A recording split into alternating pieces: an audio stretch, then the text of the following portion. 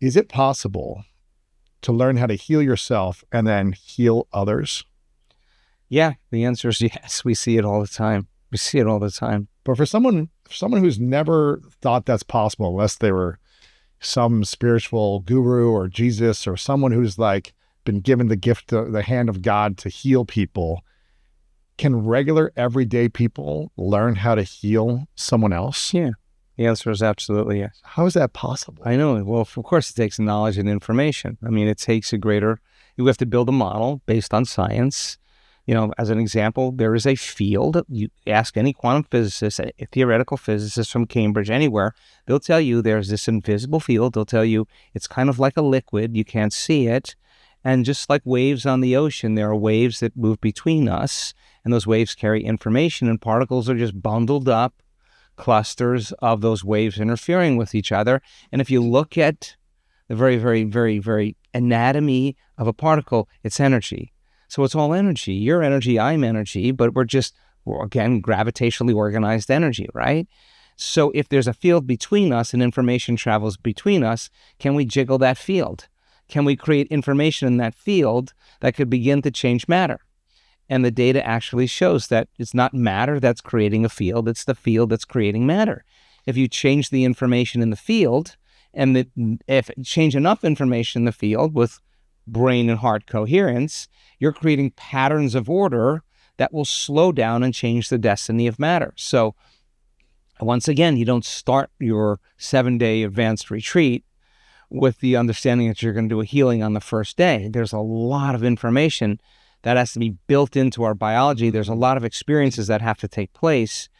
But the greatest changes that we see biologically across the chart, when we look at our data, is when people are healing other people. Both, in the healers themselves, and the healers as well as the healees. I mean, we've had numerous people that are involved in a healing that have healed themselves from all kinds of health conditions. We could show video after video of people who have. While they're putting the energy towards healing someone else who has a physical pain or some type of condition, and they're actually getting the same, if not greater, healing benefit by creating healing for somewhere else. Yeah, exactly. That's crazy. It is crazy. But so we have these machines that are in the ballroom. They're called the random event generators, right? They're very sophisticated coin tosses, right? Mm-hmm. And 50-50 coin flip. 50-50. 0, 1, 0, 1. It's quantum tunneling. Certain particles make it through, others don't. Well, they're stacked on top of each other, and they're tossing a coin about 1,000 times a second, right? A second? Yeah, so the more you toss a coin, the more over time it's going to be 50-50, right? It's just going to be 50% heads, 50% tails. No one's in the room. You see this random 0, 1, 0, 1, 1, 1, 1, 0, 0, 0, 1, 0, 1, 0, 0, 0, 1, 1, 1, like that. But it's 50-50, right? It's random. Random means you can't predict it. So during the coherence healings, remember, collective networks of observers determine reality. It's not the number of people. It's not the amount of energy. It's the most coherent signature. It could be 2 people. It doesn't mean to be thousands of people. Yeah, but you have 2,000 people in a room. Yeah. Everybody has brain coherence and heart coherence by the end of the event. That means they can jiggle the jello really well, right? And when we do these coherence healings, we discover that when it's no longer about you and it's about somebody else, you're going to give way more than you've ever given before. Oh my gosh. And those machines that shoot zeros and ones all of a sudden go 0, 1, 0, 1, 0, 1, 1, 1, 1, 1, 1, 1, 1, 1, 0, 1, 1, 1, 1, 1. They go right outside of normal. In other words, random events are no longer random and highly orderly. Okay, now here's the crazy part. Oh my God. It happens almost every single time we do coherence healings. Those random machines that are programmed. Machines that are programmed in the material world to throw ones and zeros, some external force is influencing that machine. So if we take that machine now, we put 5 of them in the room or 4 of them in the room, we covered one in a Faraday cage, nickel and copper and lead, so that no electromagnetism can get in there. That one machine behaves as if nobody's in the room while all the other ones are behaving. Really? So we know that there's some field effect that's taking place. Now it goes a step further, because we just published a paper in Explore magazine just a month or so ago, 2 months ago. And what we discovered is that in all the other random event machines that are placed around the globe in different cities, the pulse that's being created in that room with a certain signature, when all those random ones are randomly no longer in any relationship with each one, throwing their own zeros and ones, at the exact moment we create the signature in the ballroom, all of those other machines mimic that signature in a very non-local No way. way. Yeah. I So mean, these are your machines that you place in different places, not Yeah. just. so there's Really? there's a non-local communication Wow. that's taking place globally in the Earth's field when collective networks of observers do something altruistic to give life to another person's life. This is crazy. Or love them into life, however you want to say it. And so then what we discovered biologically, which is super insane, is that when the person is administering the healing, like we do groups of about 6 or 8, right? And you have to get your heart coherent because a coherent heart produces a magnetic field. And when energy makes it to the heart, it goes to the brain. You got to get a coherent brain. And then you place your hands into the field of that person. If that person's field is coherent, the patterns that are created from their hands are interfering with everybody else's fields and is creating more complex patterns of order. And you're changing the information in the field of the person laying there to a greater level of order. And the hologram, right? The tumor is the illusion. You're creating more order in the field. You should create more wholeness in three-dimensional reality. So during the coherence healings, the majority of people move out of heart coherence at a certain point. That's because their sympathetic nervous system is switching on and they're getting really aroused. And the arousal is not fear. The arousal is not pain. The arousal is not aggression. The arousal is ecstasy. So in the act of healing another person, they feel the energy, to do something unlimited, you got to feel pretty unlimited, right? And so the energy in the room is absolutely insane. And I've been at every healing. And I could walk out and the hair on my back of my neck, when I walk out, the field in the room is so electrostatic that it feels like lightning is going to strike. And the more synchronized the group is, the more closer they are to a greater level of oneness or source, the shorter amount of time it takes place in three-dimensional reality. And we've seen people that have one experience and their body's completely changed. Yeah. Wow. They get an upgrade. So Is it possible? It's more than possible. We've seen it happen over and over again. It's so much to the point where it surprises me. Now, the crazy thing is that someone watching or listening who doesn't believe in this, or who doesn't believe in meditation, or that thinks you need a pharmacy to heal yourself, or whatever it might be, that you've demonstrated this many times over and over. And lots of people continue to demonstrate this on their own. I've seen this. I've been at one of your retreats and I've seen this myself. And it's fascinating. But also you just feel empowered. You feel abundant. You feel alive, right? And it's hard to resist it. It's really hard to go against the feeling of energy. But some people might maybe watching or listening might say, okay, maybe I could see that as a possibility, where you could rub your hands together and think and feel a certain way and put it over someone. And maybe there'd be an energy field that could help them feel a little bit more energy. Okay, maybe they could buy that. But is it possible with your thought to heal someone in a different location in the world? Okay, so I'm going to answer these two questions. There's two questions in there. So I don't want to minimize the explanation that I gave for the coherence healings, because it does take a little bit of training. Yes. It does take some knowledge. I talk about research that was done at Yale University, talk about this kind of electric field that is now becoming part of biology, information biology. It's not woo-woo wells in space, it's the truth, right? So we have to build a model where a person's level of understanding is really clear enough that they understand that they could actually change information in the field with brain and heart coherence. They need to know it analytically and then feel it with belief also. And they've had it gone through a certain amount of training, right? We don't do this at the beginning of the event. Yeah. We do it at the end when people are really super tuned, right? Mm-hmm. So we did an experiment, right? When COVID happened, we couldn't do events, but people still wanted to heal. So a lot of these groups formed where they were doing remote coherence healings. Now, the quantum field is an invisible field of energy. You can't see it, you can't smell it, you can't taste it, you can't feel it, you can't see it. It's beyond our senses that exist. That is real. I know it's hard for people to imagine this. It is absolutely real. And because it is real, we could actually use it or interact with it, right? So if the quantum, everything is connected, there's no separation, do you really need to be in the room to heal a person? Or do you need just a coordinate? Do you need a picture? And that picture could be a target, right? And if you can get to that field, the thought of that person connects you to that person. And so we have probably close to 17 remote coherence healing groups from different countries around the world that do remote coherence healings. We did a study just recently on people with PTSD. Uh-huh. And we did a measurement to determine if they were clinically, diagnosed with PTSD. And then they went through these remote coherence healings. Remember now, they're laying in their bedroom and there's 70 to 100 healers that are scattered around the world that just have a picture of them at the same time. Once again, they're not changing the person's body, they're changing information in their field.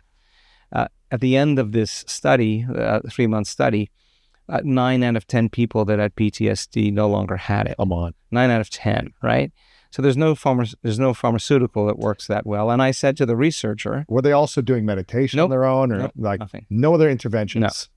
No medicine, no meditation, no. Right, exactly. Just other people healing from different coordinates to their energy, but them not also eating differently or sleeping differently. Nothing different. Really? Yeah. And we have other metrics that we're analyzing right now.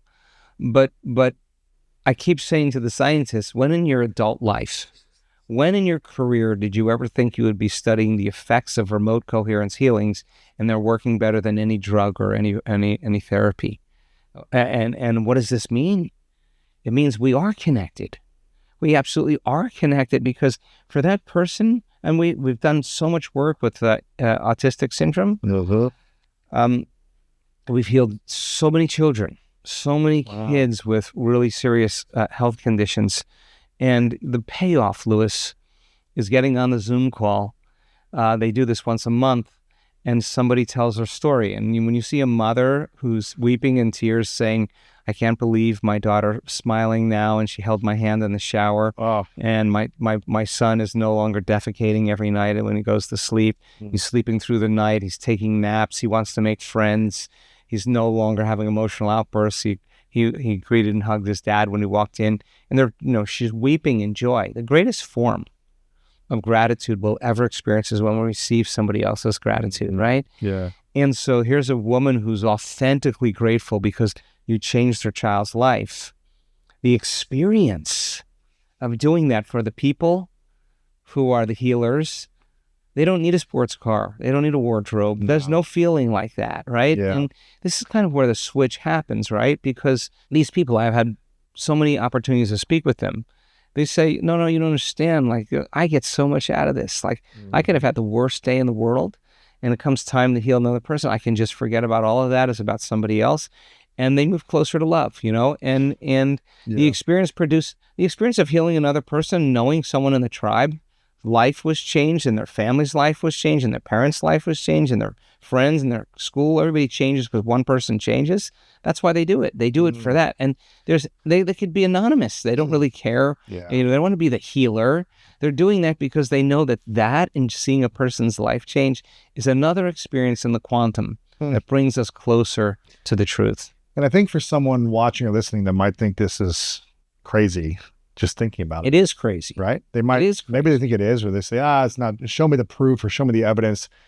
I bet there's a lot of people that have done something good for a stranger, that have helped out at a orphanage or a soup kitchen or done community service, that felt better after they did that act of service.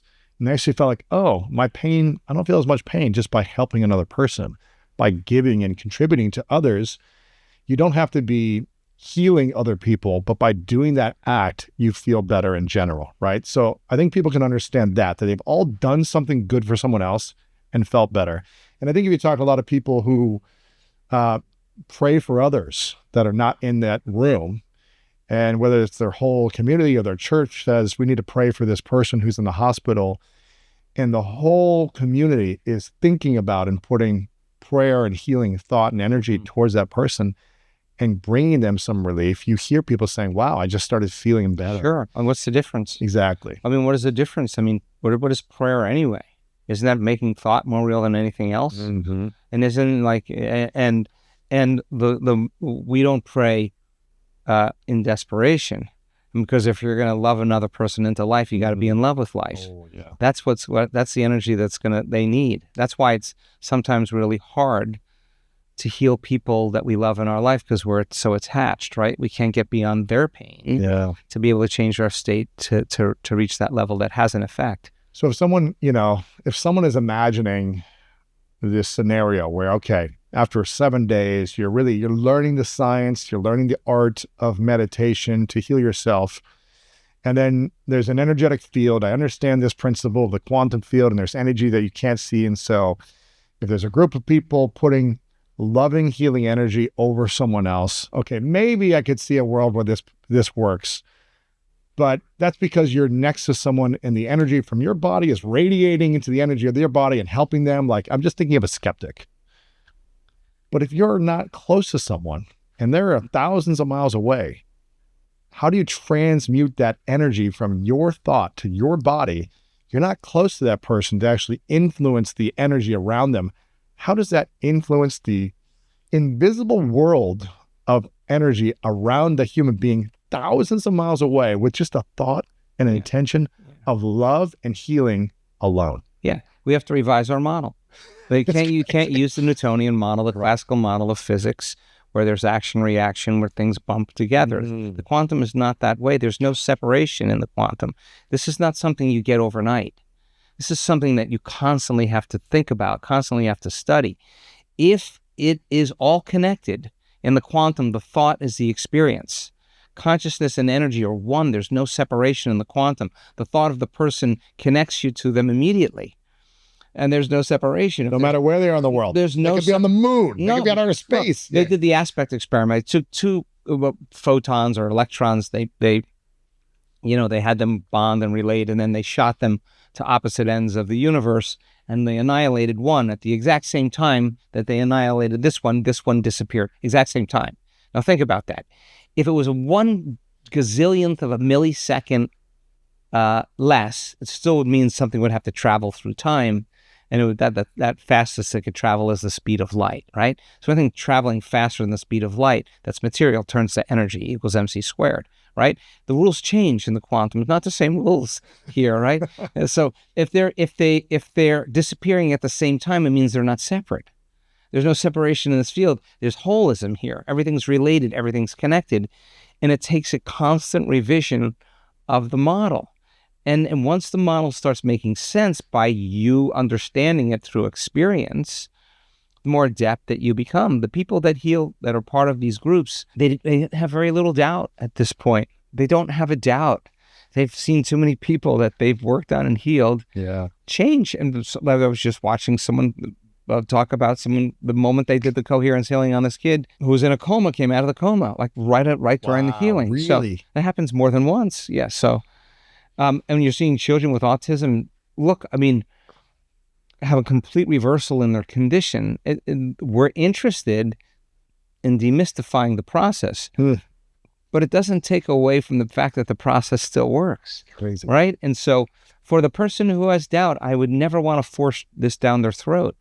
I would just want to have a conversation just to speculate, is it possible? Mm-hmm. Now, if it happens once, all right, it happens twice, coincidence, you start seeing it happen hundreds of times, there's a law that's starting to happen. Mm-hmm. So with our fMRI studies, when it was so revealing to the scientific community to see that default mode network shut off in the brain's predictor, the brain's, anticipation driving, a consumer of energy shut off in the brain to such a degree that when the person finished the 7-day event and they opened their eyes, they still were in that state.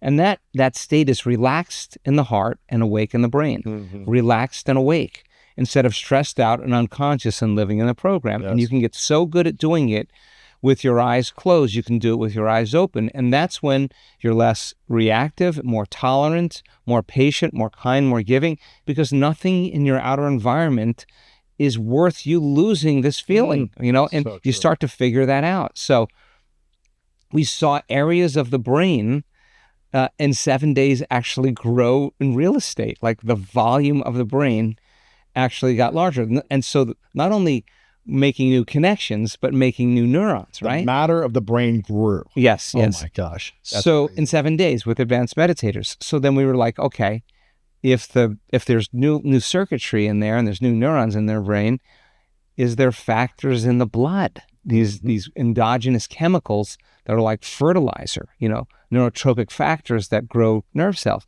Turns out that they were manufacturing the very pharmacy of chemicals that causes neurons to grow and sprout in the brain, right? So it's in the blood. There's information in the blood that wasn't there at the beginning of the 7 days that's now there at the end of 7 days.